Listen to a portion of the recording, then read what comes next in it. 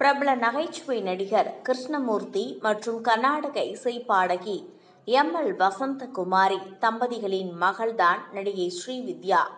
இவர் பிறந்து ஒரு வருடம் கழித்து அவருடைய தந்தை விபத்தில் சிக்கி உடல்நலக்குறைவால் பாதிக்கப்பட்டார்.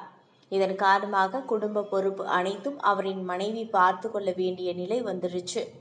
அவர்களின் குடும்பம் பொருளாதார நெருக்கடியால் அவஸ்தைப்பட்டது.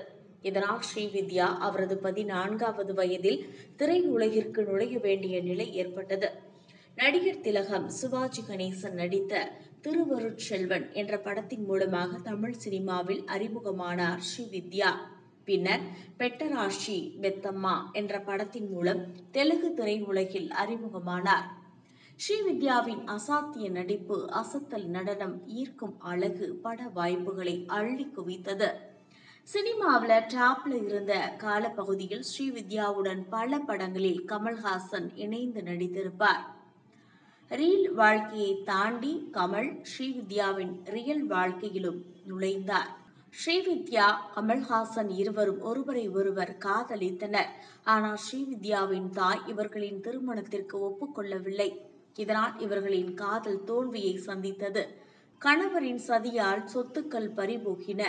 இந்த நிலையில கடந்த 1978ஆம் ஆண்டு மலையாள இயக்குனர் ஜார்ஜ் தாமஸ் என்பவரை திருமணம் செஞ்சுக்கிட்டாங்க. திருமணத்திற்கு அப்புறமா கணவரின் விருப்பப்படி சினிமாவிலிருந்து முற்றிலுமாக விலகிட்டாங்க. சில வருடங்களுக்கு பின்பு ஸ்ரீவித்யாவின் கணவரின் மோசடியால் பண நெருக்கடி ஏற்பட்டு மீண்டும் சினிமாவுக்கு நுழைஞ்சாங்க. 80களில் விவாகரத்து பெற்று இருவரும் பிரிஞ்சிட்டாங்க. திருமண வாழ்க்கையில தோல்வி சந்தித்த ஸ்ரீவித்யா 2003ஆம் ஆண்டு புற்றுநோயால் பாதிக்கப்பட்டு இருந்தார்.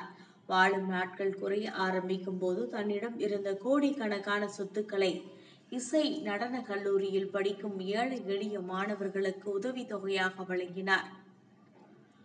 நடிகர் கணேஷின் உதவியுடன் அறக்கட்டளை ஒன்றை நிறுவி தகுதியானவர்களுக்கு உதவிகள் சென்றடைய ஏற்பாடு செய்தனர்.